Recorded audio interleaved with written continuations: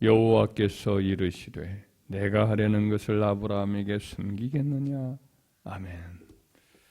오늘 이 본문의 말씀의 그 맥락은 예수님, 우리 하나님께서 아브라함이 헤브론에 이렇게 있을 때인데, 그때 그의 장막의 정오 부분에 대낮에 두 천사를 데리고 이렇게 방문을 하신 적이 있습니다. 그때 식사를 다 대접을 받으시고 이렇게 두 천사는 먼저 소돔과 고모라성 쪽으로 보내고 이제 아브라함과 뒤에 남아서 작별 대화를 이렇게 나누는 그런 대목인데, 하나님께서 먼저 말문을 이렇게 꺼내십니다. 아브라함은 앞으로 강대한 나라가 될 것이다. 그의 후손이 크게 번성할 것이다. 그리고 소돔과 고모라 성, 이런 5개 성의 소문이 하늘에 좋지 않게 들리니 내가 직접 확인을 해보겠다. 심판을 할 여부를 보고 결정하겠다. 이런 말씀을 하신 거죠. 하나님의 계획과 작정, 이런 것들을 이제 한 사람 아브라함에게 이렇게 미리 알려주시는 거예요. 이렇게 하나님이 하실 어떤 일이 있을 때 그것을 이 지상의 자기의 종에게, 선지자에게 알려주신다라는 것을 거의 원칙화하는 것을 보게 됩니다. 그 이후에. 그래서 아모스 선지자에게, 아모스 선지자가 쓴 그의 글에 보면, 선지서에 보면 3장 7절에 이르기를 주 여호와께서 자기의 비밀을 그종 선지자들에게 보이지 아니하시고는 결코 행하심이 없으시리라. 어떤 하나님이 일을 하실 때 보면 그 일을 미리 자기 종에게 미리 알려주신다는 말씀이에요. 그렇게 꼭 하신다는 거죠. 적어도 어떤 일을 하신다 하면은 누군가에게 그 이야기를 미리 하셔서 이 일이 하나님으로부터 나온 일이다. 그래서 알게 하시는 거죠. 예를 들어서 이제 아브라함에게 미리 말씀을 하십니다. 그의 후손들이 가나안 땅을 기업으로 얻게 될 것이다. 그의 후손들이 이방 땅에 나그네로 400년을 살다가 다시 그 땅으로 돌아오게 될 것이다. 애굽에 400년 동안 종살이를 하죠. 사무엘에게 선지자에게 말씀을 하기를 내가 사울 왕을 패하고 그 다음 이새의 아들 중에서 내가 왕을 삼을 것이다 하였더니 이새의 아들, 8째 아들, 막내 아들 다윗이 왕이 되지요. 이사야 선지자에게 미리 이제 말씀을 합니다. 바벨론이라는 나라에 유다가 망하게 될 것이다. 예레미야 선지자에게는 그 기간이, 바벨 포로 기간이 70년이 될 것이다를 2번이나 말씀을 하죠. 또 이사야 선지자에게 구원자가 처녀에게 이렇게 태어나게 될 것이다. 미가 선지자에게는 태어날 출생지가 유다 땅에 있는 베들레헴이다 라고 미리 알려주시는 거예요. 이방 나라의 운명에 대해서 하나님은 그종 선지자들에게 알려주신데, 세상 역사의 이 흐름에 대해서 다니엘에게 말씀하기를 바벨론 제국 다음에 엘람 사람들, 곧 지금의 이란 지역인 바로 페르시아가 일어날 것이고, 그 다음에는 아주 표범처럼 재빠른 나라, 곧 헬라 제국이 이르게 될 것이고, 그리스 알렉산드리아에서 세워지는 헬라 제국이죠. 그 다음에는 철과 같이 무섭게 뭐든지 다 씹어먹는 강력한 나라가 세워질 것인데, 그 나라는 곧 이제 우리 뜨인 돌이신 우리 주님이 세상에 태어나시는 바로 로마 제국 시대를 가리키는 거죠. 그래서 그 역사의 흐름을 선지자 다니엘에게 다 미리 이야기를 해 주셨어요. 모든 세상 역사의 섭리를 일이나 혹은 한 개인이나 가문의 일로 하나님은 미리 알려주시기도 합니다. 예를 들면 엘리사 선지자에게 호의를 늘 베풀었던 수넴 여인에게 선지자가 미리 말합니다. 앞으로 7년 동안 이 땅에 기근이 임할 것이다.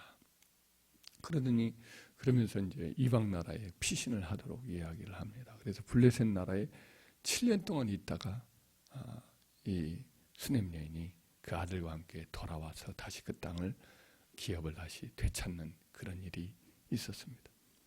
그런 일은 성경 역사가 진행되고 그 다음에 지금까지 있어 오면서 역사 속에서도 종종 일어난 일입니다. 예를 들면 일제가 이제 강점기가 아주 절정에 치달으면서 미국과 일본이 막 치열하게 공방대를 펼칠 때예요. 일본이 세상을 거의 장악한 때죠. 뭐 필리핀, 보르네오, 말레이시아 뭐 이런 지역까지 다 일본이 점령하고 호주를 점령할 직전에 있을 그런 때인데 1945년 그때에 이렇게 한 주회종이 기도하는데 안희숙 여사의 간증으로 제가 기억합니다. 그때 그분이 알고 있는 한 주회종이 신실한 주회종이 하나님께 간절히 기도하는데 응답이 주어지는 거예요.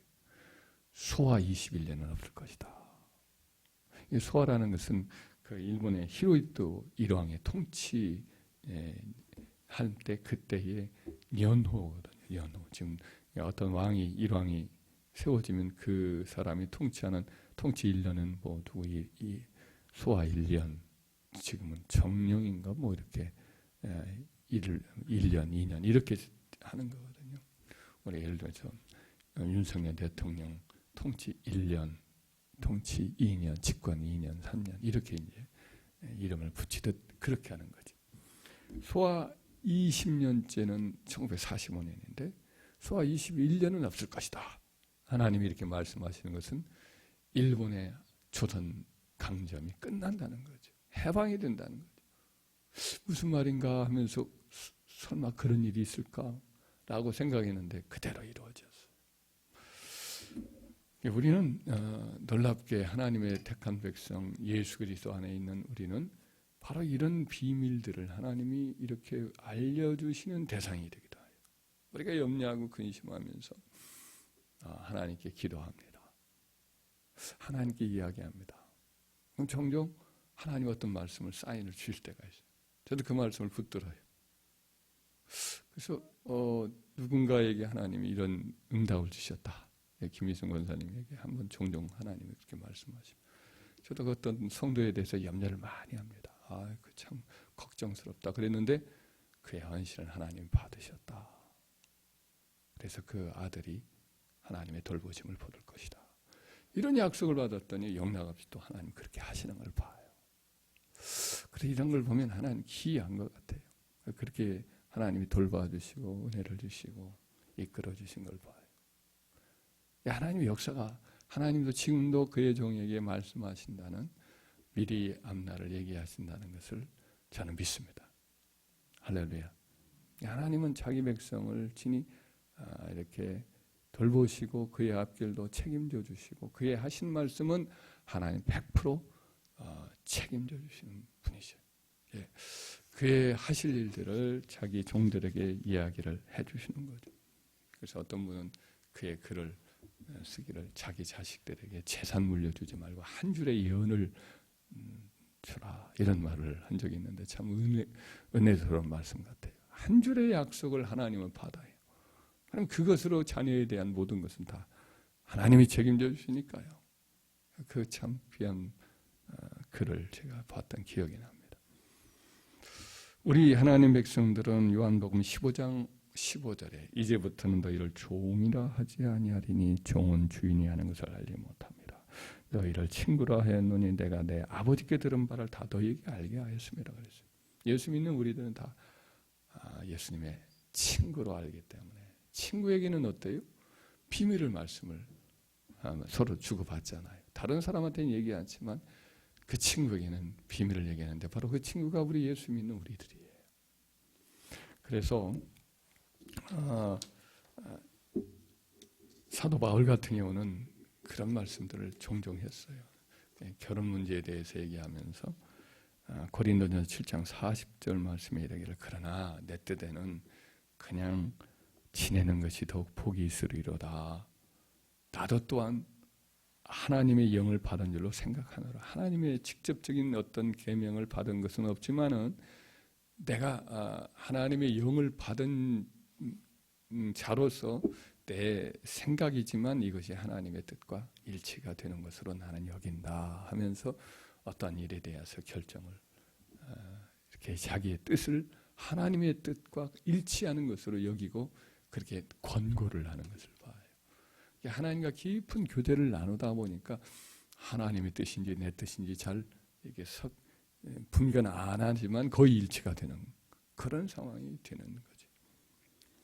그래서 우리가 하나님의 영으로 충만해지고 예수님을 친구로 삼고 깊이 교제하고 하나님 앞에 뭐든지 묻고 행하려고 애를 쓰고 성령으로 충만해지기를 늘 힘쓰면 하나님은 자기의 친구인 우리에게 은밀한 이런 교제를 통해서 하나님의 뜻을 하나님의 장차할 일들을 가르쳐주는 은혜가 있음을 믿으시길 바랍니다. 다윗의 시편 25편 13절 14절에 보면 여호와를 경외하는 자가 누구냐? 그가 택할 길을 그에게 가르치시리라. 그의 영혼은 평안히 살고 그의 자손은 땅을 상속하리로다.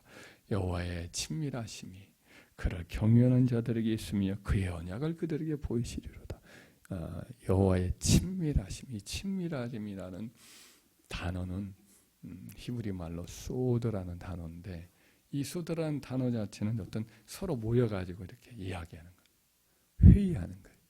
하나님은 그런 회의를 서로 주고받는 서로 얘기를 은밀히 쏙싹쏙싹 하는 것과 같은 거죠.